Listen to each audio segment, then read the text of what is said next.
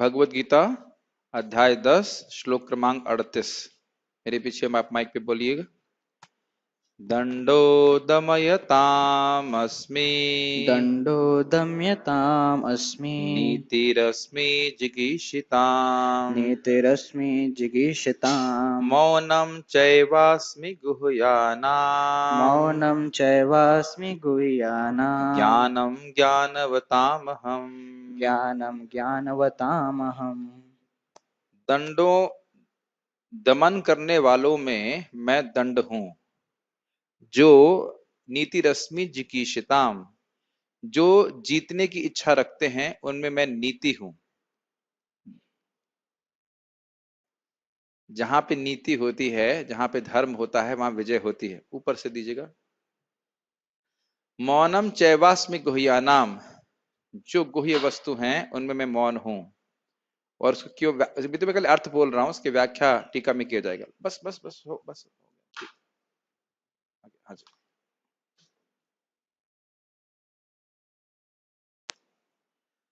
और ज्ञानों में ज्ञान धारण करने वालों में मैं उनका ज्ञान हूं। ठीक है। अब इसकी टीका बहुत सुंदर है, उसको जरा ध्यान पूर्वक आप देखिए। अराजकता का दमन करने वाले समस्त साधनों में मैं दंड हूं। तो आप सोचेंगे कि क्या ये, इसका अर्थ यह है कि किसी को फांसी दी जा रही है तो वह कृष्ण की अभिव्यक्ति है, कृष्ण की विभूति है? ऐसा वस्तुतः नहीं है। केवल केवल ऐसा मात्र नहीं है। किसी को गोली मार दी या किसी को जेल में बंद कर दिया तो वही भगवान की विभूति है। तो देखेंगे क्या होगा अभी। और जो विजय के आकांक्षी हैं उनकी मैं नीति हूं। रहस्यों में मैं मौन हूं और बुद्धिमानों में ज्ञान हूं। किताब भूषण टीका। दंड देने वालों के संबंध में मैं स्वयं वह दंड हूं जिससे वह सतपथ पर आ जाते हैं। बहुत सुंदर बात है। दंड देने का उद्देश्य उस व्यक्ति को पीड़ा देना मात्र नहीं होता है। उस दंड के द्वारा वह धर्म के पथ पे वापस आ जाए, यह उद्देश्य होता है। Make sense? It doesn't make sense to many people. लोग सोचते हैं कि किसी ने कुछ गलत कार्य किया है तो उसकी पिटाई होनी चाहिए या उसके संग उसको दंड दिया जाना चाहिए, केवल दंड देने के लिए। यहां तक कि धर्मराज भी दंड इसीलिए देते हैं ताकि जीव जो पाप किया है उसको सतपथ पे लाया जाए। अब वो कितना आता है वह कहना तो मुश्किल है। आता ही होगा कुछ कुछ, लेकिन वैसे आपको पता हो कि अजामिल को जब यमदूत लेके जा रहे थे और विष्णु तो उनके सामने आते हैं, तो धर्मराज के, यमराज के दूत वो कहते हैं कि देखिए हमारी कोई इससे व्यक्तिगत दुश्मनी नहीं है, हम इसको लेके जाएंगे, थोड़ा नरक में कष्ट देंगे, थोड़ा मतलब नरक में कष्ट देंगे और उसके द्वारा उसको ठीक करना चाहते हैं। लेकिन दिक्कत यह है कि दंड प्राप्त करने के बाद भी लोग ठीक होते नहीं है। लेकिन अगर उस दंड के द्वारा व्यक्ति सही, इंग्लिश में कहेंगे he comes to his senses, उसकी बुद्धि ठीक हो जाती है, तो फिर वह भगवान की विभूति है। मैं इस पे रिफ्लेक्ट कर रहा था कि देखिए भक्त को भी भगवान दंड देते हैं। ऐसा मत सोचिए कि दंड नहीं देते, लेकिन वह दंड एक माँ के द्वारा दिया गया दंड के समान होता है और भगवान बड़े स्नेह पूर्वक देते हैं ताकि भक्त के हृदय से भोग की इच्छा चली जाए। इसलिए भक्तों के जीवन में जो कुछ भी दंड है वो क्या है? पिताजी का थप्पड़ है। पिताजी का नाम क्या है? कोई कहे आपके बाप का टेम्पल है तो क्या कहेंगे आप? हाँ है, हमारे पिताजी का और आपके बाप का भी है, आपके भी वही बाप है। ठीक है। तो पिताजी का थप्पड़ और पुलिस के थप्पड़ में अंतर है ना? आपको क्या पढ़े हैं? आप बोले हाँ। बात करे हाँ, बड़े कन्विंस हो गए, ऐसे लग रहा थप्पड़ पड़ा है। लेकिन आप समझ सकते हो पुलिस थप्पड़ जैसे मारती है और पिताजी मारते हैं, अंतर होता है। तो भक्त के जीवन में भी कष्ट आते हैं, लेकिन भगवान ही कष्ट देते हैं, छोटा सा दंड देते हैं अगर कुछ अपराध किया, कुछ गलती करी। ठीक है, ओके। और उसके द्वारा भक्त को वह सतपथ पे ले आ जाते हैं। सतपथ मतलब धर्म के पथ पे। ऐसा दंड मेरी विभूति है। विजय प्राप्त करने की इच्छा रखने वालों के संबंध में मैं नीति, थोड़ा स्पेलिंग मिस्टेक है, नीति अर्थात न्याय हूं। न्याय पूर्वक, धर्म पूर्वक जो युद्ध कर रहा है उस वह भगवान की अभिव्यक्ति है। ऐसा नहीं है कि कुछ भी किसी भी कारण से युद्ध करेगा और उसको सदगति प्राप्त हो जाएगी। या ऐसा नहीं है कि हवाई जहाज में ऊपर से बम गिरा दिया, उन लोगों के बीच में जो गीता चर्चा कर रहे हैं, मतलब कुछ हम लोग कब मान लो अभी बैठे यहाँ पे चर्चा कर रहे हैं, कोई ऊपर से बम गिरा दे तो हम तो युद्ध नहीं कर रहे हैं ना। तो ऐसे लोग जो है फिर नरक में जाते हैं। सामने आमने सामने रहकर युद्ध करके आदमी युद्ध करता है तब स्वर्ग की प्राप्ति करता है। अच्छा, ये बहुत इंटरेस्टिंग है। श्रवण मनन और निदध्यास यानी बारंबार ध्यान में मैं मौन हूं। यह श्रवण और मनन से श्रेष्ठ है क्योंकि यह अनुभूति के अंतिम लक्ष्य से अलग नहीं है। नोट, पहले श्रवण होता है, फिर मनन और फिर ध्यान, इसके बाद भगवान का साक्षात्कार, ध्यान के बाद भगवत साक्षात्कार होता है, इसलिए इसे सर्वश्रेष्ठ कहा गया। ये समझ में आया? बहुत सुंदर बात। देखिए, हम भगवान के बारे में बारंबार सुन रहे हैं, भगवान के विषय में बार बार सुन रहे हैं, तो फिर उससे धीरे धीरे भगवान के बारे में मनन होने लगता है, उनके गुणों के बारे में, उनके रूप के बारे में। और फिर व्यक्ति निदध्यास, ये शब्द आप ध्यान रखना, इस शब्द को हम लोग हमारे होली नेम के ट्यूटोरियल पे भी सीखेंगे, जो कि हम कुछ दिनों में करने वाले हैं। वहां पे भी ये शब्द आएगा। देखिए, आध्यात्मिक विषय की जो शिक्षा है उसमें ये तीन चीजें बहुत महत्वपूर्ण है: श्रवण, मनन और निधिध्यास। निधिध्यास का मतलब है बार बार ध्यान लगाना, बार बार मेडिटेशन, समझते हैं, मेडिटेशन करना। और हम लोग क्या नहीं करते हैं? हम लोग करते हैं, हरे कृष्ण मंत्र के बारे में सुना है और हरे कृष्ण मंत्र हम नियमित रूप से जप करते हैं, केवल जप केवल एक कहेंगे उसको रूटीन मात्रा में नहीं कर रहे हैं, रूटीन वे में नहीं कर रहे हैं, हम उसको ध्यान पूर्वक करने का प्रयास करते हैं। और इसके द्वारा हम शुद्ध होते जाएंगे और इसके द्वारा भगवत अनुभूति प्राप्त होगी। तो क्योंकि ये ध्यान के बाद भगवत साक्षात्कार आता है, भगवत साक्षात्कार ध्यान से अलग नहीं है, दूर नहीं है, इसलिए ध्यान उसको श्रेष्ठ कहा गया है। ठीक है। मौन मतलब ध्यान लगा रहा है तो बोल नहीं रहा है, ऐसे कहने का अर्थ ना। वो नहीं कि खाली चुप बैठा है। कहने का अर्थ ये है कि जब हम श्रवण कीर्तन करें करते रहेंगे तो भगवान का ध्यान अकस्मात होने लगा। आप नहीं भी बोल रहे हैं तो भी भगवान का स्मरण होने लगता है। अभी तक तो मैं इसको ऐसे इसी प्रकार से समझ पाया हूँ। जो पदार्थ और आत्मा, पर और अवर का ज्ञान रखते हैं, मैं उनका तद विषय ज्ञान हूँ।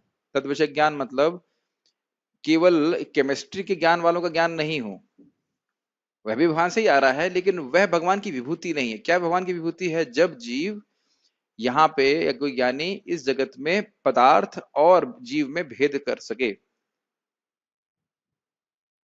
नहीं समझ आ रहा? जब कोई ज्ञान के अनुशीलन के द्वारा यह समझ सके कि वह पदार्थ से भिन्न है, तो वह ज्ञान या उस विषय में जो ज्ञान होता है उसको भगवान की विभूति कहा जाता है। जैसे प्रभुपाद जी MIT में गए थे और ने पूछा कि यहाँ आत्मा के संबंध में कौन सा डिपार्टमेंट है, तो उन्होंने कहा कोई डिपार्टमेंट नहीं। और प्राय इस जगत में केवल पदार्थ का विश्लेषण करने के लिए, विश्लेषण मतलब एनालिसिस करने के लिए ही ज्ञान इकट्ठा किया जाता है। अब एक प्रश्न है, पदार्थ का विश्लेषण क्यों किया जाता है? ये तो मैंने बोल दिया कि इस जगत में ज्ञान इकट्ठा करते हैं पदार्थ का विश्लेषण करने के लिए। कारण, हाँ उसको वेरी गुड, कंट्रोल कर सके, उसे कंट्रोल, उसको नियंत्रित कर सके। और उसका उद्देश्य क्या है? नियंत्रित करने का उद्देश्य क्या है? कर सके, भोग कर सके। और भोग करने से क्या होगा? इंद्रिय तृप्ति होगी, इंद्रिय तृप्ति होगी। वही मतलब है। और इंद्रिय तृप्ति करने से क्या होगा? हमको आनंद, खुश रहेंगे। हम इस विषय ज्ञान की, ज्ञान पदार्थ और जीव में क्या अंतर है उससे अनभिज्ञ रह जाएंगे। बिल्कुल विपरीत दिशा में। जितना हम पदार्थ को नियंत्रण करने का प्रयास करेंगे उसको भोग करने के लिए, और जितना भोग करेंगे उतना यह समझना कि जीव और आत्मा में अंतर है, ये समझ नहीं आएगा, सिद्धांत भी समझ में नहीं आएगा। क्या ये बात समझ में आ रही है या नहीं समझ में आ रही? भाई तो आप स्वयं देख सकते ना, मैं ये हाथ नहीं हूं। हम लोग ये मेडिटेशन नहीं करते हैं, लेकिन इस बात से एक स्पार्क मन में आना चाहिए कि मैं केवल शरीर को संतुष्ट करके संतुष्ट नहीं हो सकता हूं। ये बात है, भगवान का अंश हूं यह समझना चाहिए, और भगवान की सेवा करूंगा यह समझना चाहिए। दिन भर ये नहीं सोचते रह सकते कि हम शरीर नहीं आत्मा है। लेकिन ये सिद्धांत भी नहीं समझ में आने का कारण क्या है? लोग इंद्रिय तृप्ति में आविष्ट हैं। तो ये भगवान कह रहे हैं कि जो व्यक्ति इंद्रिय संयम कर रहा है वह इस प्रकार से आत्मा और आत्मा और पदार्थ में भेद देख सकता है। तो इस प्रकार का ज्ञान में मेरी विभूति है। ये इसमें क्या समझ में आना आ रहा है ना समझ में? तात्पर्य पढ़िए अनुपम कृष्ण प्रभु, तात्पर्य। वैसे तो दमन के अनेक साधन हैं, किंतु इनमें सबसे महत्वपूर्ण है दुष्टों का नाश। आपकी आवाज क्यों कम आ रही है इसमें? Anyways, बोलिए। जब दुष्टों को दंडित किया जाता है तो दंड देने वाला कृष्ण स्वरूप होता है। किसी भी क्षेत्र में विजय की आकांक्षा करने ये वाले लाइन समझ में में आ गई? दुष्टों को दंडित करने का उद्देश्य क्या है? ताकि वह सतपथ पे आ जाए। अच्छा, एक और इंटरेस्टिंग है, वैसे शास्त्र के अनुसार अगर कोई मर्डरर है, किसी का उसने मर्डर किया है और उसको राजा मृत्युदंड देता है, तो वह सतपथ के लिए है, क्योंकि आगे जाकर उसको नरक नहीं भोगना पड़ेगा।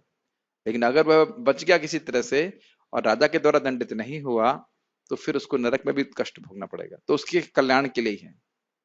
ठीक है, यस। किसी भी इसमें एक और क्षेत्र में इंटरेस्टिंग बात है कि जो दंड दिया जाना चाहिए वह धर्म शास्त्र के अनुसार होना चाहिए, मेरे मन के अनुसार नहीं होना चाहिए। किसी भी क्षेत्र में विजय की आकांक्षा करने वाले में नीति की ही विजय होती है। हाँ, बहुत सुंदर बात है। देखिए, ऐसा लग सकता है कि जो आध्यात्मिक व्यक्ति है वह कुछ समय के लिए फल फूल रहा है, लेकिन अगर वह वाकई विजय प्राप्त करना चाहता है तो उसे धर्म का आश्रय लेना चाहिए। ये थोड़ा समझ लीजिए, लोग समझ नहीं पाते हैं। अ, कोई व्यक्ति पहले से कुछ धर्म किया है तो उसकी वजह से अभी वो संपन्न हो सकता है, और वो सोचता है कि मैं गलत कार्य कर रहा हूं, कौन देख रहा है। लेकिन अब कुछ समय के बाद देखेंगे, अकस्मात सारा उसका धन, सारा वैभव, सब कुछ समाप्त हो जाता है पाप करने की वजह से। समझ आए मेरी बात? तो इसीलिए बुद्धिमान व्यक्ति को अगर वाकई वो सफल होना चाहता है तो उसको नीति, धर्म का आश्रय लेना चाहिए। हर समय सोचना चाहिए कि मैं ये कार्य कर रहा हूं, क्या ये धर्म के अनुसार है या नहीं है।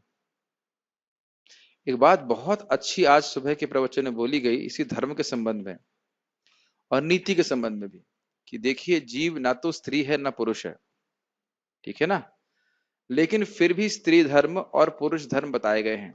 तो कभी कभी झगड़ा होता है स्त्रियों की तरफ से या पुरुषों की तरफ से, कि भाई स्त्री धर्म को बता रहे हो, पुरुष धर्म को क्यों नहीं बता रहे, या फिर स्त्री धर्म में ये है तो पुरुष धर्म वह क्यों है। और बहुत ही गंभीर बात उन्होंने बताई कि देखिए जीव एक विशेष शरीर में, स्त्री या पुरुष के शरीर में, और उसकी एक मनोवृत्ति है। तो मेरे ख्याल से कूलर ऑन ना करे तो अच्छा रहेगा। अच्छा, हाँ बंद है, ठीक है। तो हर व्यक्ति की बीमारी अलग है और उसको ठीक करने के लिए शास्त्र एक विशेष प्रकार का उपदेश देते हैं। तो मैं जब इसको सुना तो मुझे बहुत अच्छा लगा, और मैं इसको ऐसे समझ रहा था कि मान लीजिए मैं और मोहित प्रभु दोनों डॉक्टर के पास जाते हैं और हम दोनों अलग अलग बीमारी से ग्रसित हैं। तो आप ये कहेंगे कि डॉक्टर साहब आपने शुभ कृष्ण प्रभु को तो बताया, अरे मेरे को तो बता रहे हो, मुझे ये सब नियम पालन करने, ठीक करने, तो उनको क्यों नहीं बता रहे हो? क्या आप ऐसा कहेंगे? माइक पे दीजिए प्रभु जी को, हम ड्रामा करना छोटा सा।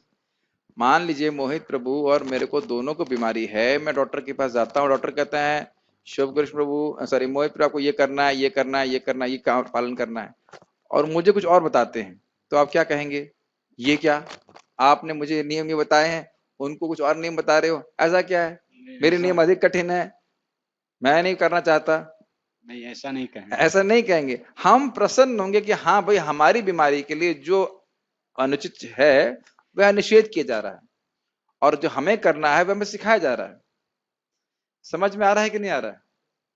तो जो जिसकी मनोवृत्ति होती है वह भगवान की सेवा में नियोजित होती है, कैसे आसानी से वह क्योर हो जाए, यह शास्त्र बता रहे हैं। इसमें झगड़ा नहीं करना चाहिए। स्त्री धर्म को हमें क्यों बता रहा है, क्या कहते हैं, पातिव्रत धर्म केवल स्त्री के लिए है क्या, पत्नीव्रत धर्म क्यों नहीं बता रहे, क्या और बहुत सारी बातें बोलते हैं लोग। लेकिन वस्तुतः शास्त्र जिसके लिए भी जो भी धर्म बता रहा है वह उसके प्रगति के लिए ही होता है।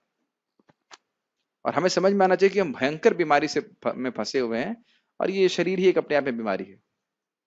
तो शारीरिक धारणा से धीरे धीरे व्यक्ति प्रगतिशील हो। जैसे कि स्त्रियों में सेवा और समर्पण बहुत होता है, तो उसको भगवान की सेवा में लगाया जाए। देखिए स्पष्ट लिखा है 7:11-25 से 29, ठीक है। और इंसानों को किस प्रकार से बर्ताव करना चाहिए, 7:11-8 से 12, तो सब सारे वर्णन किया गया। ऐसा नहीं कि कोई व्यक्ति धर्म के द्वारा छोड़ दिया गया है। हर व्यक्ति की बीमारी अलग है, थोड़ा अलग अलग मनोवृत्ति, उसके अनुसार उसको प्रिस्क्राइब किया गया। एक और बात इस संबंध में महाराज बताते हैं कि देखिए वास्तविक शुद्धिकरण तो भागवत धर्म से होता है। लेकिन अगर किसी को बोल दिया जाए तुम स्त्री नहीं हो, तुम पुरुष नहीं हो, तुम ये नहीं हो, तुम वो नहीं हो, तो फिर कंफ्यूज हो जाएगा कि मैं हूं क्या और मैं करूं क्या, है ना। भाई आपको बोला जा रहा है ब्रह्मचारी उस प्रकार से कार्य करो, क्या आत्मा ब्रह्मचारी है? लेकिन ये ऐसा है कि एक उपाधि दी जा रही है, उसके अनुसार कार्य करे और वहां से वह शुद्धिकरण उसका होता है। करना तो सबको भगवान के धर्म ही है, भगवत धर्म करना, भगवान की सेवा करनी। ऐसा बात खाली बोल रहा हूँ नीति और धर्म के ऊपर। धर्म का आचरण व्यक्ति को करना चाहिए, विचार करना चाहिए कि उसके लिए धर्म क्या है एक विशेष परिस्थिति में, हमेशा ये सोचना चाहिए। क्योंकि आगे ये और दूसरा बात ये सोचना चाहिए क्योंकि हम सोच सकते हैं, इंसान के रूप में हम सोच सकते हैं कि हमारा आज ये कार्य है तो हम आगे क्या करने वाले हैं।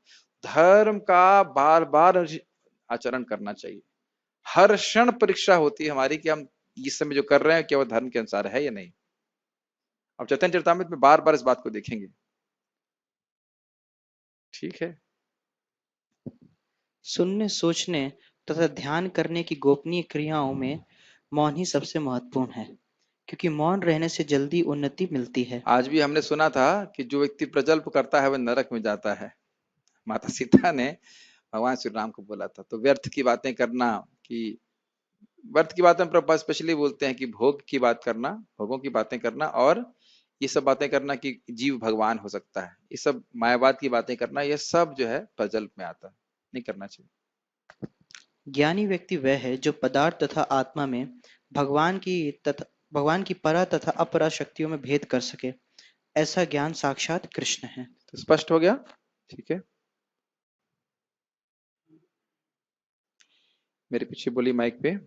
यच्चापि सर्वभूतानां यच्चापि सर्वभूतानां बीजं तदहमर्जुना बीजतम् अहम् अर्जुन न तदस्ति विना यत् न स्यात् तदस्ति विना यत् मया स्यात् भूतं चराचरम्। मया भूतं चराचरम्। सर्वभूतानां यच्चापि सर्वभूतानां, जितने भी जीव हैं, बीजम तदहम अर्जुना, उनका बीज मैं ही हूँ, मैं ही उनकी शुरुआत देता हूँ। न तदस्ति विना यस्यान मया भूतम चराचरम, चराचर जितने भी जीव हैं, चर मतलब चलने वाले, अचर मतलब नहीं चलने वाले, वह मेरे बिना नहीं हो सकते हैं। न अस्ति न तदस्ति, उनकी कोई अस्तित्व नहीं हो सकता, वह अस्तित्व में नहीं आ सकते मेरे बिना। थोड़ा फास्ट जा रहा हूँ, इजी है। यही नहीं हे अर्जुन, मैं समस्त सृष्टि का जनक बीज हूं। ऐसा चर तथा अचर कोई भी प्राणी नहीं है जो मेरे बिना रह सके। चर मतलब चलने वाला, जैसे हम सब लोग चल रहे हैं, पर गाय चल रही है, बैल चल रहा है। अचर मतलब पेड़ पहाड़ इत्यादि। ठीक। गीता भूषण टीका, जो भी जीव अस्तित्व में आते हैं उनका कारण मैं हूं। एक बहुत इंपॉर्टेंट बात है, अगर आपके माता पिता कहते हैं बेटा तुमको मैंने जन्म दिया है इसीलिए ताकि तुम भक्ति करो, और तुम घर छोड़ दो, अपने कर्तव्यों को मेरे प्रति तुम भूल जाओ, तो अगर ऐसा कहते हैं, तो सब लोग नहीं कहते, अगर ऐसा कहते हैं तो बड़ी नम्रता से आपको कहना चाहिए हाँ पिताजी, आपके पहली बात तो असली कर्तव्य तो मैं अब पूरा कर रहा हूं, और दूसरा कि जीव हम सब लोगों को शरीर किसने दिया है? भगवान ने दिया। यस, ये नहीं खाली बोलना ही नहीं, ये विचार करना चाहिए। मोहित लोग, क्या लगता है आपको? सही बात। माता पिता को भी उनका शरीर भगवान ने ही दिया, सबने दिया। ये बात सत्य है कि नहीं? कितना आश्चर्य की बात है कि एक छोटे से पॉइंट से पूरा शरीर डेवलप हो जाता है माँ के गर्भ में, और माँ को भी पता नहीं रहता है कि बच्चे का जन्म का शक्ल किधर है, बच्चे का मुंह किधर है, ये भी पता नहीं रहता, और कैसे उसको भोजन मिल रहा है माँ के गर्भ में, ये भी नहीं पता रहता। और माँ के गर्भ में हम सब लोग जिंदा रह पाए, यह भी भगवान की व्यवस्था है। तो जो भगवान वहां बचाए हैं वो आगे भी बचाएंगे। बहुत चिंता नहीं करना चाहिए कैसे चलेगा कैसे चलेगा, लेकिन ध्यान देना चाहिए कि भगवान ने किस उद्देश्य से हमको अस्तित्व दिया है, ताकि हम उनकी भजन करें, सेवा करें। ठीक है। मैं सभी जीवों का बीज हूं, और यह तो आप वहां भी जानते हैं, महतत्व में भगवान सभी जीवों को गर्भस्थ करते हैं जिसके द्वारा सृष्टि होती है। याद आ रहा है? इसका कारण दिया जा रहा है, चराचर जितने भी प्राणी हैं जिनकी वास्तविक सत्ता है, मतलब आकाश क्या कहते हैं वो, घोड़े का डिंब, घोड़े का अंडे जैसी वस्तु नहीं, घोड़े के अंडे नहीं होते हैं। आकाश पुष्प, आकाश में कितने पुष्प होते हैं, एक भी नहीं होता है। तो इस प्रकार की सत्ता की बात नहीं कर रही, जो वास्तविक वस्तु जो है, एग्जिस्ट कर रही है, वाकई है, उनकी बात कर रहे हैं। वे मुझ सर्वशक्तिमान परम भगवान के ही कारण है। भगवान की शक्तिमत्ता पे विश्वास होना चाहिए, इससे हमारी गति में बहुत फर्क पड़ता है। आपको याद है मोगाशा मोग कर्माणो, जो भगवान कृष्ण को समान व्यक्ति मानता है न तो स्वर्ग प्राप्ति कर पाएगा, न वो मुक्त हो पाएगा, और न ही वह भगवान के धाम जा सकेगा। इसलिए भगवान के बारे में तत्व में सुनना ये बहुत आवश्यक है। यस प्रभु। जैसे कोई भगवान को निराकार बोलता है हाँ, या भगवान को सामान्य पुरुष मानता है, तो उसको सजा भगवान देता है या प्रकृति देती है? प्रकृति के द्वारा भगवान देते हैं। नहीं, मोघाशा मोघ कर्माणो मोघ ज्ञान विचेतसा राक्षसीम आसुरीम चैवा प्रकृति मोहिनीम स्थिता। भगवान की मोहिनी प्रकृति से मोहित होकर के राक्षसी आसुरी प्रभाव को प्राप्त होते हैं। और आपका एक प्रश्न बड़ा अच्छा है, भगवत गीता में आगे आने वाला है, तानहम विषयान क्रूरान संसारेषु नराधमाम शिपामि अजस्रम अशुभान आसुरीषु योनिषु। ऐसे लोग जो भगवान से द्वेष करते हैं, भगवान कहते हैं मैं स्वयं ही उनको फेंकता हूं आसुरी योनि में, अधिक से अधिक वे असुर बनते चले जाते हैं। तो ये ऐसा नहीं है कि भगवान कोई कुछ कर रहा है गलत सलत तो भगवान को कुछ फर्क ही नहीं पड़ता, भगवान उसको दंड देते हैं।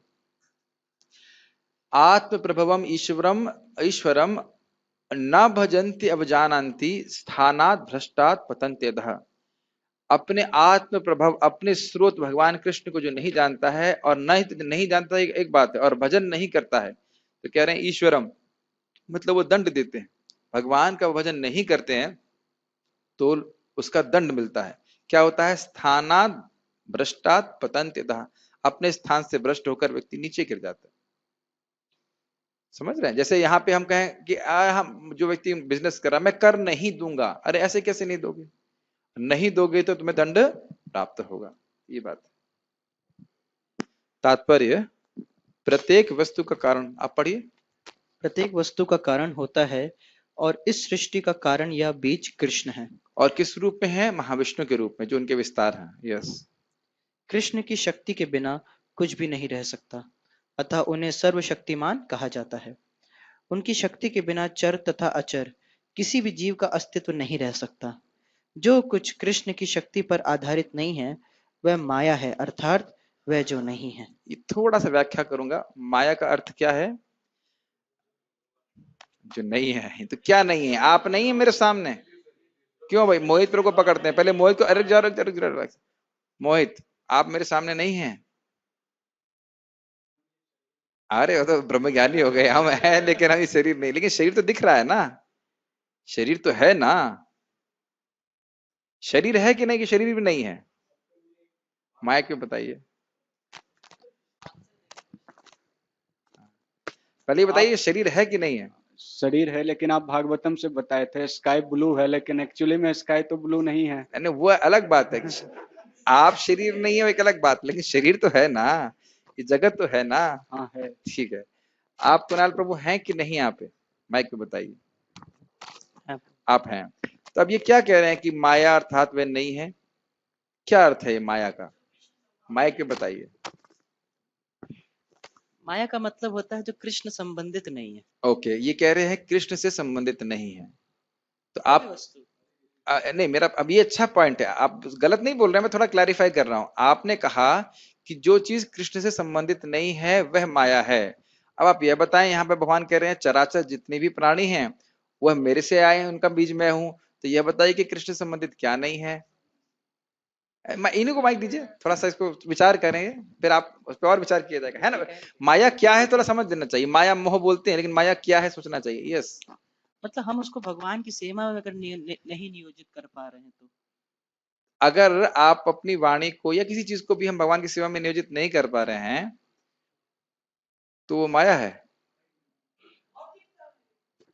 इतना आसान नहीं है, अपने सबको मौका दूंगा। हाँ, कुछ भी किसी भी वस्तु का हम अपनी इंद्रिय तृप्ति के लिए उसका भोग करेंगे तो ये माया है। और भगवान के लिए हाँ, करेंगे? ठीक है, बहुत सूक्ष्म विचार है, हल्का सा। इल्यूजन, हाँ, इंग्लिश ठीक है। मतलब वो एक भ्रम, भ्रम, गलत नहीं बोल रहे हैं, मृग इल्यूजन सही बोल रहे हैं, मृग लेकिन तृष्णा। वो बस कृष्णा illusion, ठीक है। परशुराम, हाँ, जब हम कृष्ण को भूलकर भोग करने की यस, वासना उत्पन्न होती है उसको माया यस, कहते हैं। यह सोचना कि मेरा ये किसी अन्य वस्तु का अस्तित्व भगवान से अलग है, यह माया। परशुराम, आप क्यों सोचते हो कि आप फिलोसफी नहीं जानते? आप तो अच्छी फिलोसफी जानते, आपको आना चाहिए। यू लर्न सो नाइस, अच्छे उत्तर देते हैं। सो परशुराम भगवान ने एक फरसा चलाया था, आपको ज्ञान का फरसा चलाना, ठीक है कि नहीं? इट्स गुड, समझ में आए बात? कि अगर मैं ये देख रहा हूं कि किसी वस्तु का संबंध भगवान से नहीं है, ध्यान दीजिएगा, हर वस्तु का संबंध भगवान से है, चर अचर वस्तु का। जब मैं सोच रहा हूं कि उसका संबंध नहीं, जैसे पार्थ प्रभु बता रहे थे, मैं उसे भोग के लिए मैं सोच रहा हूं कि मैं इसको भोग कर रहा हूं, भगवान से अलग है। वो वस्तु भी भगवान है, भगवान की शक्ति है, और मैं भी भगवान का हूं। खाली ये सोचना कि यह भगवान का नहीं है, यह माया है। ऋते अर्थम यत प्रतीयता ना प्रतीयत चात्मनि तन विद्या माया यथा भासम यथा तमः।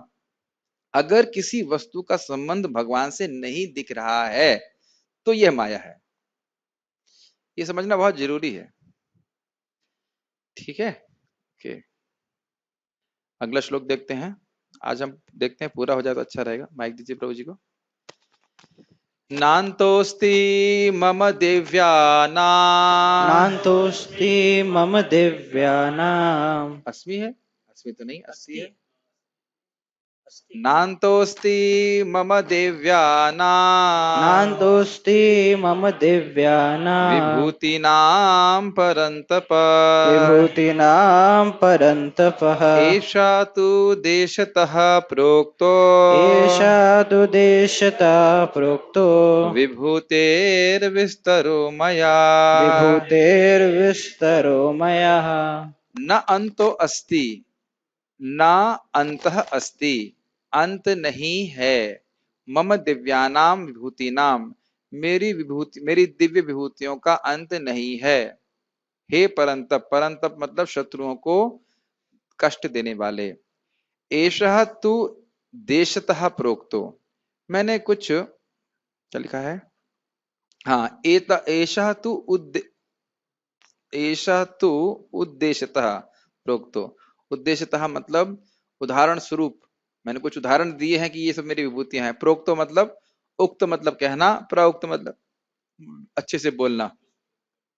विभूतेर विस्तरो मया, मेरी विभूति का क्या लिखे, मेरी विभूति का विस्तार का संकेत मात्र है, उदाहरण मात्र है। हे परंतप, समझ में है लास्ट नेक्स्ट लाइन? ये जो उदाहरण दिए गए हैं ये मेरी विभूति के विस्तार के उदाहरण मात्र हैं। मेरी विभूतियों का कोई अंत नहीं है, और जो उदाहरण मैंने दिए हैं वह मेरी विभूतियों के विस्तार के उदाहरण मात्र, एग्जाम्पल्स, ठीक है, सैंपल। हे परंतप, मेरी दैवी विभूतियों का अंत नहीं है। मैंने तुमसे जो कुछ कहा वह तो मेरी अनंत विभूतियों का संकेत मात्र है, सैंपल मात्र है, ठीक है। गीता भूषण टीका, यह श्लोक इस विषय का उपसंहार करता है। उपसंहार मतलब कंक्लूजन। मेरी विभूतियों का कोई अंत नहीं है, मैंने उनके विस्तार का केवल एक अंश मात्र ही यहाँ पे कहा है। इसी से समझ में आता है कि हम किस, समझ में आता है मतलब थोड़ा कन्विंस होता है व्यक्ति कि हम किसकी पूजा कर रहे हैं, है ना। जब भी आप कल सुबह सूर्य देखो तो सोचो कि सूर्य का कितना उग्र तेज है, और वह भी तेज भगवान के अंश मात्र से आ रहा है। माया कितनी प्रबल है, ब्रह्मा जी को भी मोहित कर देती है, लेकिन वह उनकी दासी है। और सबसे बड़ी बात यह है कि मैं ये क्यों बात बोल रहा हूं बार बार, क्योंकि जब हम ये सुनते हैं कि कृष्ण सर्वशक्तिशाली हैं और सर्वदयामय हैं, तब उनकी शरण में जाने के लिए हम लोग प्रेरित रहते हैं। क्यों? इसकी कोई व्याख्या कर सकता है? क्योंकि किसी ना किसी की शरण ढूंढ रहे हैं। किसी ना किसी की शरण ढूंढ रहे हैं, लेकिन हम ये इस- ये जब हम ये शब्द बोलते हैं, वाक्य बोलते हैं, इसका विशेष कारण है। चलिए मैं प्रश्न करता हूं, अगर कृष्ण सर्वशक्तिमान होते और दयामय नहीं होते तब उनकी शरण जा सकते थे? क्यों? शक्तिमान तो है ना, क्या पता कब गला काट दे, ठीक। अच्छा, और अगर सर्व दयामय होते और सर्वशक्तिमान नहीं होते तब उनकी शरण में जा सकते थे? नहीं। तो फिर जब हम कुछ परेशानी होगी तो मैं बचा नहीं सकेगा, दया से क्या फायदा होगा, है ना? लेकिन अगर दोनों हैं, सर्व दयामय हैं और सर्वशक्तिमान हैं, तो हम बड़े क्या कहेंगे, एकनिष्ठ भाव से भगवान की शरण जा सकते हैं। इसीलिए सबको सुनना चाहिए। ठीक है, तात्पर्य पढ़िए। जैसा कि वैदिक साहित्य में कहा गया है, यद्यपि परमेश्वर की शक्तियां तथा बहुत विभूतियां, तेज पढ़ रहे हैं, थोड़ा स्लो पढ़िए। हाँ, जैसा कि वैदिक साहित्य में कहा गया है, यद्यपि परमेश्वर की शक्तियां तथा विभूतियां अनेक प्रकार से जानी जाती हैं, किंतु इन विभूतियों का कोई अंत नहीं है। अतएव समस्त विभूतियों तथा शक्तियों का वर्णन कर पाना संभव नहीं है। अर्जुन की जिज्ञासा को शांत करने के लिए केवल थोड़े से उदाहरण प्रस्तुत किए गए हैं। यस, कोई भी ग्रंथ भगवान के गुणों का पूर्ण रूप से वर्णन नहीं कर सकता है। इसका अर्थ यह नहीं है कि वह ग्रंथ पूर्ण नहीं है। बड़ी इंटरेस्टिंग बात है। कोई भी ग्रंथ भगवान के हाँ, मतलब आपको भगवान के धाम भेजने की शक्ति पूर्ण है उसमें, लेकिन भगवान क्योंकि अनंत हैं, इसलिए कोई भी ग्रंथ भगवान की लीला को या तत्व को पूरी तरह से वर्णन नहीं कर सकता। और इसको भगवान की स्वयं मैं स्वयं बोल रहे हैं कि मैं ही पूरी तरह से व्याख्या नहीं कर सकता, क्योंकि वो अनंत है, वस्तु ही अनंत है, उसके वाक्य में बांधना ही संभव नहीं है। इसको हम एक श्लोक से भी बताएंगे कभी आगे। महाराज ने बताया था कि भगवान भी अपने को पूरी तरह से नहीं जानते, इससे उनकी सर्वज्ञता का दोष नष्ट नहीं होता है, लेकिन क्योंकि अनंत है वस्तु, इस कारण से। ये श्रीमद् भागवतम 2:8:36, जहां तक इसमें स्मरण 2:8:36 में इस प्रकार से आता है। ठीक है, नेक्स्ट, मेरे पीछे बोलिए। यद यद विभूति, एक चीज मैं बताना भूल गया, भागवतम क्लास में मैंने कल बताया था कि थिंकिंग, फीलिंग और विलिंग ये आत्मा के द्वारा संचालित होते हैं और मन के द्वारा परिलक्षित होते हैं। इसमें देखिए, जो चित्तवृत्ति होती है वह चित्त की होती है, थिंकिंग, फीलिंग, विलिंग। लेकिन इसका अर्थ यह नहीं कि आत्मा की थिंकिंग, फीलिंग, विलिंग नहीं होती, लेकिन उससे एनर्जी प्राप्त करके चित्त कार्य करता है। अगर भोगी इच्छाएं आ रही हैं तो ये आत्मा की थिंकिंग, फीलिंग, विलिंग नहीं है, ध्यान देना चाहिए। लेकिन इसका अर्थ ये नहीं कि आत्मा की थिंकिंग, फीलिंग और विलिंग नहीं है। हम फ्री विल की बात करते हैं कि नहीं? हाँ, तो आत्मा की विलिंग है, उस पर हम खैर क्यों, उधर मैं खाली एक पॉइंट बोल रहा हूँ, बाकी वापस गीता पे जाते हैं। यद यद विभूति मत सत्वम यद यद विभूति मत सत्वम श्रीमद ऊर्जितमेव वा श्रीमदूर्जितमेव वः तत्तद एवावगच्छत्वम तत्तदेवागच्छत्वम् मम तेजोंश संभवम मम तेजोस्म संभवम् यत यद विभूति मत सत्वम। सत्वम मतलब अस्तित्व। जिस जिस वस्तु विभूति मत, यानी कि जो जो वस्तु विभूतियों से युक्त है और उसका अस्तित्व है, श्रीमद ऊर्जितम एव वा, श्री मतलब सुंदर है और ऊर्जित मतलब ऊर्जावान है।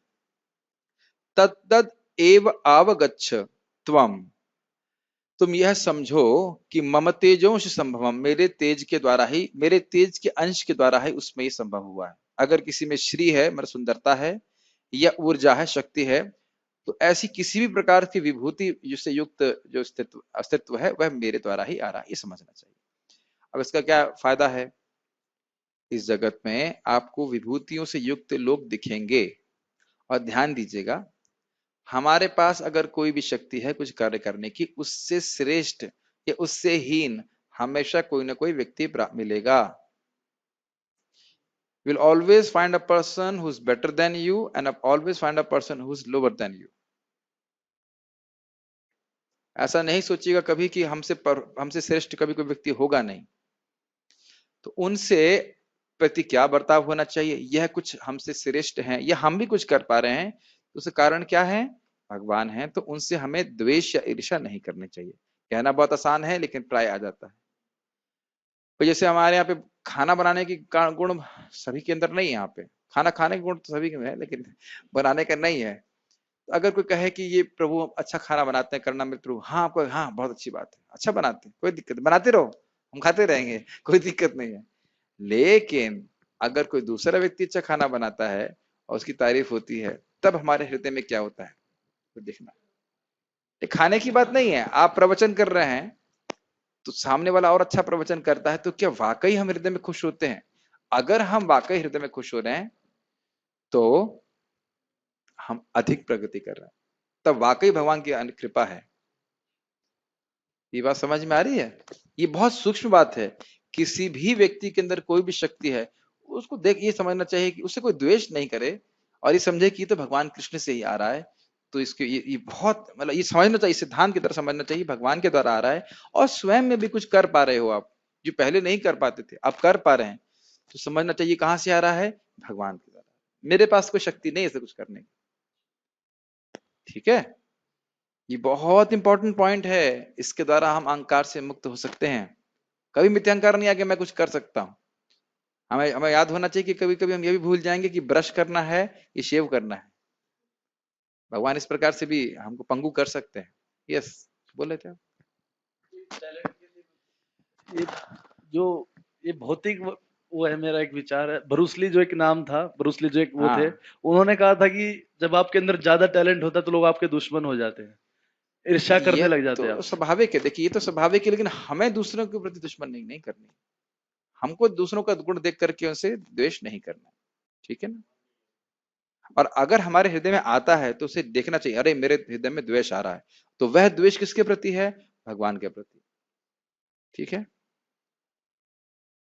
तुम जान लो कि सारा ऐश्वर्य, सौंदर्य तथा तेजस्वी सृष्टियां मेरे तेज के एक स्फुलिंग मात्र से उद्भूत हैं। गीता भूषण टीका। इस श्लोक में अपनी अनुक्त सभी विभूतियों को भगवान एकीकृत कर रहे हैं। इसका अर्थ क्या है? जिन विभूतियों को भगवान ने नहीं कहा है, उनको यह कह करके एकीकृत मतलब सबको इकट्ठा कर दे रहे। जैसे आपको याद हो तीसरे अध्याय में क्या पढ़ा था?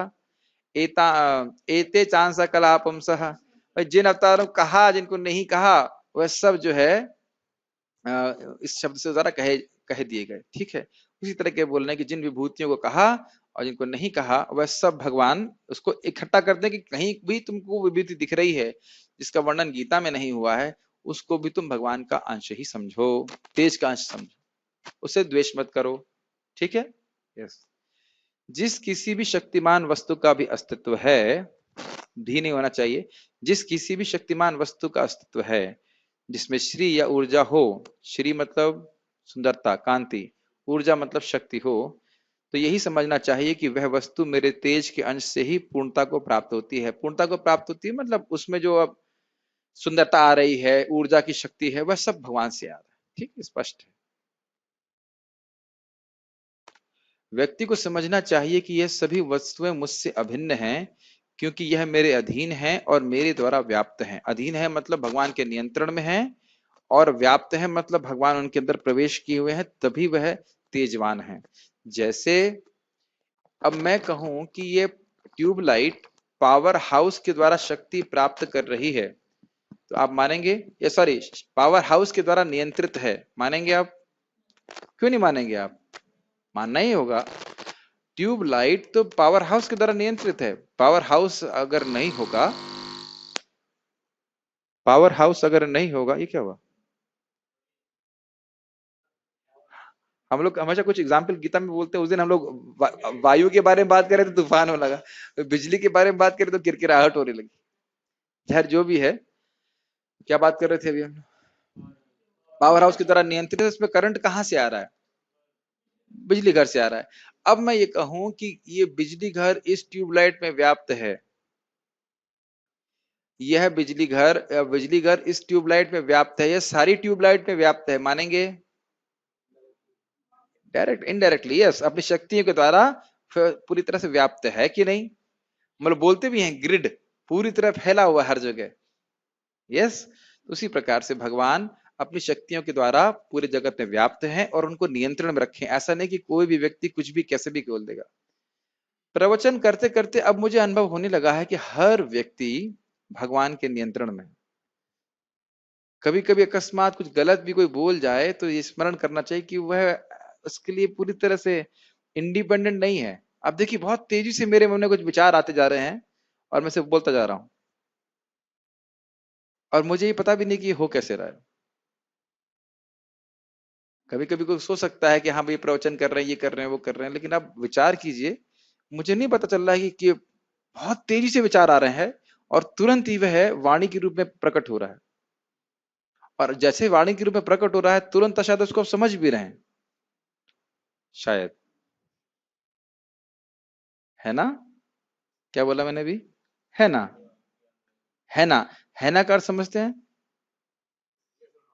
हाँ, तभी कैसे समझ रहे हैं है ना का मतलब क्या होता है? अब देखिए कुछ वेग सी बात है ना का अर्थ क्या समझ रहे हो, हाँ का अर्थ समझ रहे हैं, सब कुछ आप समझ रहे हो, लेकिन ये नहीं समझ पा रहे हैं कि हम समझ कैसे पा रहे हैं। है ना? कितना अमेजिंग है ना? है ना, हाँ, ये सब अलग अलग शब्द हैं और आप इनका कुछ अर्थ बना रहे हैं और कितनी आसानी से होने लगा, और ये कब होने लगा ये मालूम भी नहीं चला। मोहित, ये बचपन से रटवाया गया, लेकिन इसका अर्थ कैसे समझ में आने लग गया? थोड़ा विचार कीजिएगा, ये सब भगवान की तरह होगा। ठीक है,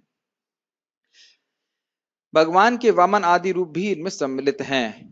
ये उदाहरण तो आप जानते हैं, भगवान के जितने भी भगवत स्वरूप हैं वो भगवान से अभिन्न हैं, लेकिन उनकी भगवत्ता भगवान पर निर्भर करती है। तात्पर्य पढ़िए।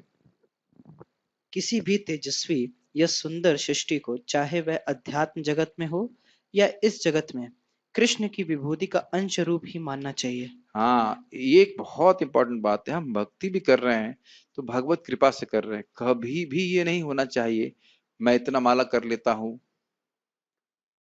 मैं एक बार गौशाला से बाहर निकल रहा था, जा रहा था, गौशाला में एक भक्त बोला मेरे को, बाहर थे, मैं गौशाला में जब कर रहे थे शाम के समय, कुछ बात हुई, उसके बाद बोले आप जानते हैं मैं 1 लाख नाम कर रहा हूँ। मैंने कहा "वाह, बहुत अच्छी बात।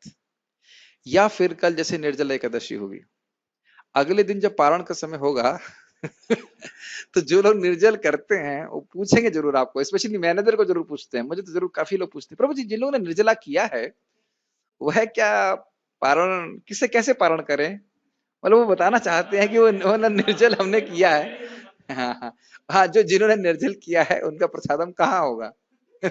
उनको पता है कि कृष्णा हॉल में होगा। तब देखिए हम लोग थोड़ा कुछ तेजस्वी कार्य कर लेते हैं, वह भी मर मर के करते हैं। पहले से लोग सोच रहे हैं अरे निर्जल करना है, एसी कहाँ होगा, एसी नहीं होगा तो मैं निर्जल कैसे करूंगा? तो अब फिर एस मतलब क्या हमारे पास शक्ति है तपस्या करने की, और वह भी हो जाए। नहीं, मैं किसी एक व्यक्ति विशेष को नहीं बोल रहा हूँ, मतलब जनरली लोग कहते हैं। हम लोग भी बहुत पहले जब निर्जल करते थे तो उसमें पूरा एक एसी चला दिया, पंचगौड़ा प्रभु और सनातन प्रभु ऑफिस का, उसमें बैठे हुए सब लोग, और उसमें बस शाम 4-5 बजे तक सबकी हालत खराब, ऐसे लग रहा है क्यों तपस्या करनी पड़ी। और ये कल्चर था कि भाई ये भी कर रहा है तो ये भी कर रहा है, वो भी कर रहा है तो ये भी कर रहा है, तो मेरे को के बारे में क्या सोचेंगे, तो इसलिए मैं भी कर रहा हूँ। खैर जो भी है, लेकिन पॉइंट ये है कि अगर कोई व्यक्ति निर्जल करता है तो चुप रहना चाहिए, मतलब बोलना नहीं चाहिए कि मैंने निर्जल किया है, मैंने निर्जल किया है, निर्जल वालों का प्रसाद कहाँ हो रहा है, निर्जल वाले कैसे पारण करेंगे, ये सब नहीं, चुपचाप अपना करके भगवान की प्रसन्नता के लिए उसे अर्पित करना चाहिए। जो करना चाहते हैं वो करें, लेकिन इस तरह से व्यक्त ना करें। और ये हमारी इनसे बहुत इच्छा होती है कि हमें कुछ कर रहे हैं तो मतलब कोई तो जाने कि मैं कितना महान कर रहा। कोई अगर हमारी सेवा गुणगान नहीं करेगा ना तो पकड़ करके हम लोग स्वयं ही गुणगान चालू कर देते हैं, देखो मैंने ये किया, मैंने ये अच्छा बनाया, वैसे ऐसा रहता है। ये हमारी इच्छा रहती है। साइड इफेक्ट्स क्या है फिर इस बात, अगर बता दिए तो क्या दिक्कत है? आपका फल उसको प्राप्त हो जाता है, तो ये स्थिति है। ठीक है, देखिए अपना गुणगान करना आत्महत्या के समान है। ठीक है, महाभारत में लिखा है जो कुछ भी है वो भगवान की प्रसन्नता के लिए होना चाहिए।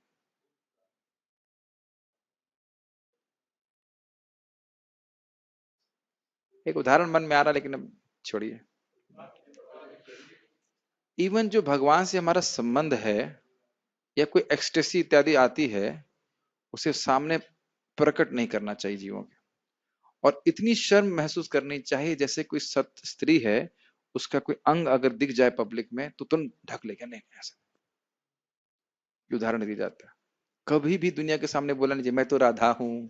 एक थे लखनऊ में डीएसपी थे, मैं हाँ कुछ तो थे। यह सब करना नितांत बेशर्मी है। कभी भी आचार्य गणों ने इस प्रकार से नहीं किया। एकदम वही धारण की कोई खराब अंग मतलब अंग दिख जाए तुरंत ढक लेगी ना, वह तो केवल पति के लिए है। उनकी सुंदरता जो है केवल पति के लिए, भगवान के लिए से हमारा संबंध, दुनिया को गाने के लिए नहीं है कि मेरा ये संबंध है, मेरा मैं तो गोपी भाव में हूँ, मैं इस भाव में हूँ उस भाव में हूँ। नहीं हमें बात आ गई, मतलब कुछ भी ये छुपा के रखते, ये भक्ति का स्वभाव ही है कि वो छुपा के रखती है अपनी भक्ति को। इसीलिए विद्यावधु कहा गया, वो घूंघट में रहती है। इसके हृदय में भक्ति जागृत होती है, कभी वह प्रदर्शित नहीं करता है कि वो भक्ति है। जैसे हम कोई वैष्णव को देखते हैं हाँ। लेक्चर देते हुए वो अपना भाव प्रकट, तो क्या समझ देखिए वह एक अलग बात है, बहुत डिपेंड करता है कि वह उसका वो डिवोटी कौन है क्या है। लेकिन दिखावे के लिए करने वाला व्यक्ति बिल्कुल खराब है। खैर अब इस पे बहुत व्याख्या हो जाएगी, लेकिन पॉइंट हमें ये देखना है कि इस प्रकार से प्रदर्शन नहीं करना चाहिए। यस, कैसे पर्चा चल रहा है, दिखावा कर रहा है कि नहीं दिखावा कर रहा है।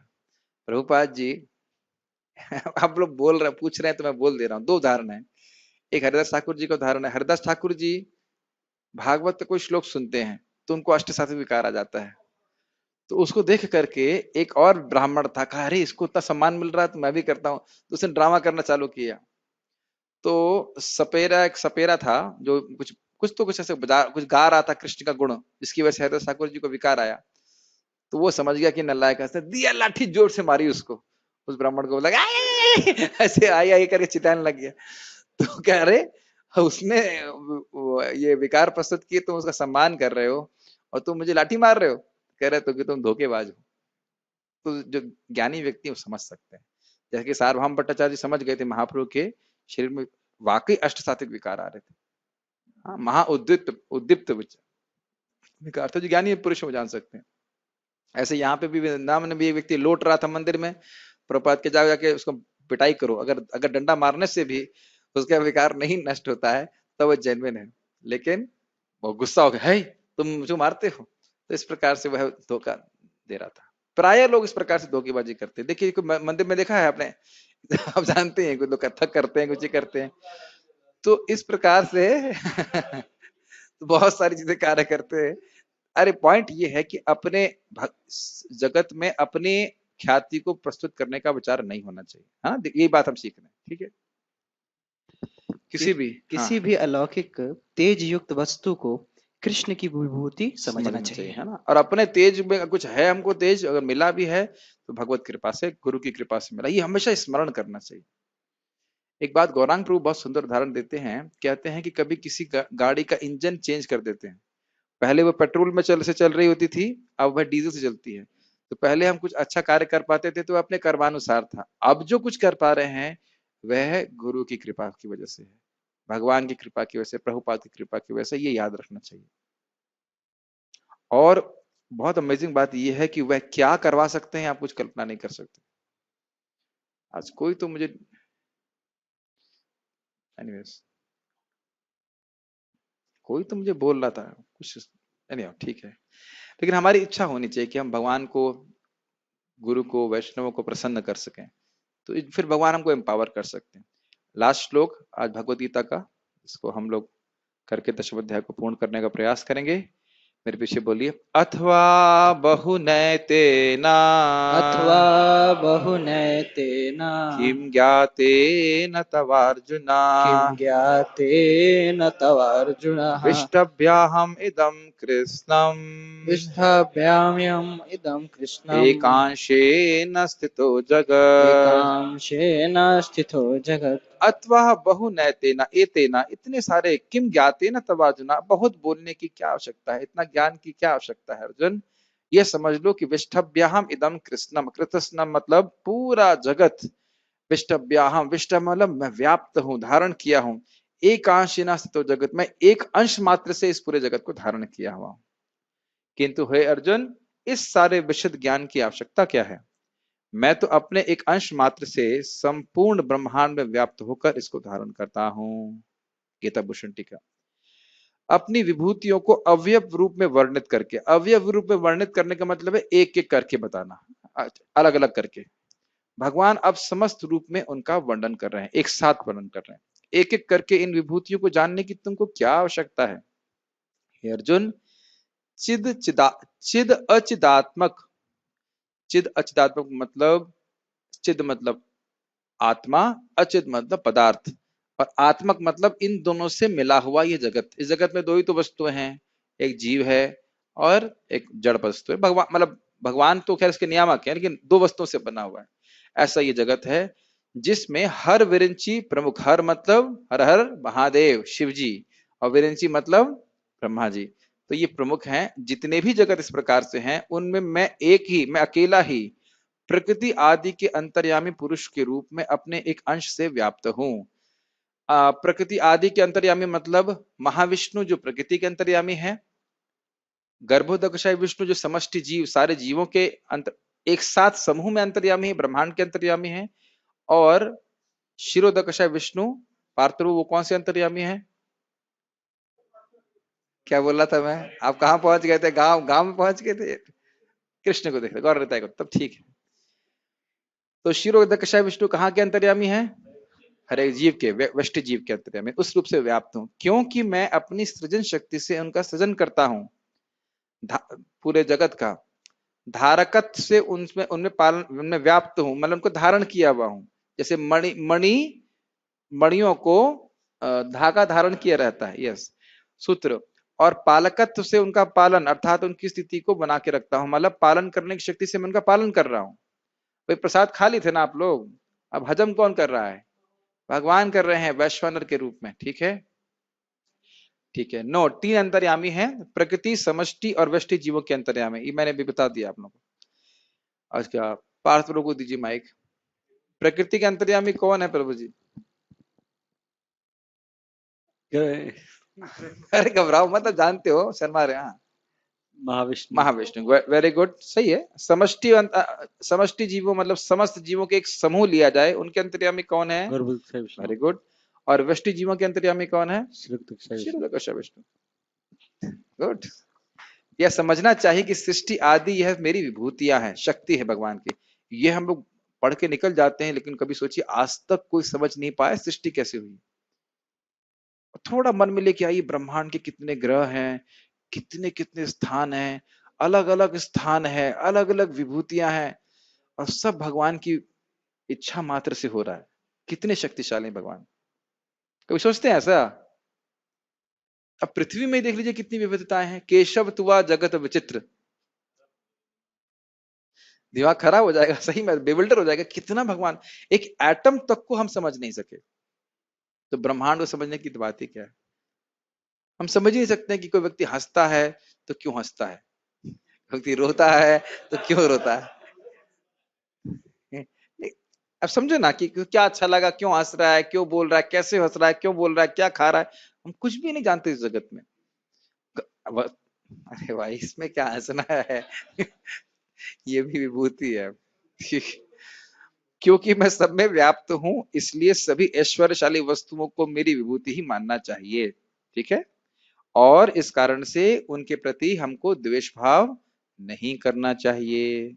यस। जिनकी शक्ति के लेश से सूर्य आदि का उग्र तेज संभव होता है, और जो अपने एक अंश से पूरे विश्व को धारण करते हैं, उन कृष्ण की पूजा भगवत गीता के 10वें अध्याय में हुई है। तात्पर्य, परमात्मा के रूप में ब्रह्मांड की समस्त वस्तुओं में प्रवेश कर जाने के कारण परमेश्वर का सारे भौतिक जगत में प्रतिनिधित्व है। क्या अर्थ है इसका? इस जगत में कोई वस्तु दिखती है तो भगवान के तेज की प्रतिनिधि है, ठीक है? जैसे डीएम भगवान प्राइम मिनिस्टर के आज्ञा का तेज का प्रतिनिधित्व करता है, और डीएम का प्रतिनिधित्व उसके आगे के एम्प्लॉयज करते हैं। यस। भगवान यहाँ पर अर्जुन को बताते हैं कि यह जानने की कोई सार्थकता नहीं है कि सारी वस्तुएं किस प्रकार अपने पृथक पृथक ऐश्वर्य तथा उत्कर्ष में स्थित हैं। अलग अलग जानने की आवश्यकता नहीं है, ये तो स्पष्ट है। उसे इतना ही जान लेना चाहिए कि सारी वस्तुओं का अस्तित्व इसलिए है क्योंकि कृष्ण उनमें परमात्मा रूप में प्रविष्ट हैं। बहुत स्पष्ट है। ब्रह्मा जैसे विराट जीव से लेकर एक शूद्र जीटी तक इसलिए विद्यमान है क्योंकि भगवान उन सब में प्रविष्ट होकर उनका पालन करते हैं। ये सब हमने चर्चा कर लिया, प्रभुपाद इसको व्याख्या कर रहे हैं, पालकत्व के द्वारा उनका पालन हो रहा है। सभी का पालन करने वाले कृष्ण हैं और हमारा एकमात्र कर्तव्य है कि उनको संतुष्ट करना। ये ध्यान दीजिएगा कि जब बोल रहे हैं कृष्ण को संतुष्ट करना, इसका अर्थ यह नहीं है कि अन्य जीवों के प्रति खराब बर्ताव करेंगे, कृष्ण संतुष्ट नहीं होते। जब हम अपनी इंद्रिय को संयमित करते हैं, दूसरों के प्रति दया करते हैं और जैसे भगवान हमको रखें उसमें संतुष्ट रहते हैं, तब भगवान बड़े जल्दी संतुष्ट होते हैं। यह अर्थ नहीं है कि कृष्ण की सेवा करनी तो अन्य जीवों के प्रति कोई हमारा बर्ताव ठीक से नहीं होना चाहिए, ये नहीं बोला जा रहा है। एक ऐसी धार्मिक संस्था भी है जो यह निरंतर प्रचार करती है कि किसी भी देवता की पूजा करने से भगवान या परम लक्ष्य की प्राप्ति होगी। यथामथ तथापथ, कुछ भी करो, किसी की पूजा करो, कहां पहुंच जाओगे? वहीं पहुंच जाओगे, वही धाम। नरक या कहां पता नहीं, लेकिन वहीं, वो क्लियर नहीं किया था। किंतु यहाँ पर देवताओं की पूजा को पूर्णतः निरुत्साहित किया गया है, क्योंकि ब्रह्मा तथा शिव जैसे महानतम देवता भी परमेश्वर की विभूति के अंश मात्र हैं। निरुत्साहित किया गया है क्योंकि भगवान का जो गुण है वह किसी देवता में पूर्ण रूप से नहीं है। कितनी भी शक्ति का आप सोचिए, कितना भी बड़ा बल बनवा लीजिए, वह सूर्य के समान तेजस्वी नहीं हो सकता है। यस, वे समस्त उत्पन्न जीवों के उद्गम हैं और उनसे बढ़कर कोई भी नहीं है। यही बार बार सुनते रहना है हमको। वे असमूर्ध्व हैं, जिसका अर्थ है कि न तो कोई उनसे श्रेष्ठ है, न कोई उनके तुल्य है। ये तो जानते ही भगवान के बराबर। जब भी भक्तों ने बोला है हमें आपके समान बेटा चाहिए, तो भगवान को स्वयं ही आना पड़ा, कि भगवान यही सोचते हैं मेरे समान तो कोई है नहीं, तब मुझे ही आना पड़ेगा।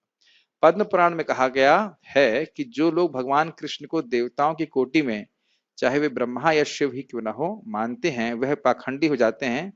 किंतु यदि कोई ध्यान पूर्वक कृष्ण की विभूतियों एवं उनकी शक्ति के अंशों का अध्ययन करता है, तो वह बिना किसी संशय के भगवान कृष्ण की स्थिति को समझ सकता है और अविचल भाव से कृष्ण की पूजा में स्थित हो सकता है। एताम विभूति योगम च यो मम यो वेति तत्वतः सविकम्पेन योगेना युजते नात संशयः। जो इस प्रकार से मेरी विभूतियों को समझता है, तो अविकंपन भाव से, अविकंपन योगन मतलब उसका कंपित नहीं होगा योग, उसका डिस्टर्ब स्थिर योग से भगवान की भक्ति कर पाएगा। इसलिए सुनना बहुत जरूरी है। भगवान अपने अंश के विस्तार से परमात्मा रूप में सर्वव्यापी हैं, जो हर विद्यमान वस्तु में प्रवेश करता है। तीनों प्रकार के अंतर्यामों की व्याख्या हम कर चुके हैं। हम थोड़ा फास्ट जा रहे हैं, हो जाना चाहिए। अतः शुद्ध भक्त पूर्ण भक्ति में कृष्ण भावनामृत में अपने मनों को एकाग्र करते हैं, कृष्ण में ही लेके जाते हैं, अतएव वे नित्य दिव्य पद पर स्थित रहते हैं। इस अध्याय के श्लोक 8 से 11 तक कृष्ण की भक्ति तथा पूजा का स्पष्ट संकेत है। शुद्ध भक्ति की यही विधि है। कौन से श्लोक थे? चतुश्लोकी थे वो, अहम सर्वस्व प्रभो इत्यादि।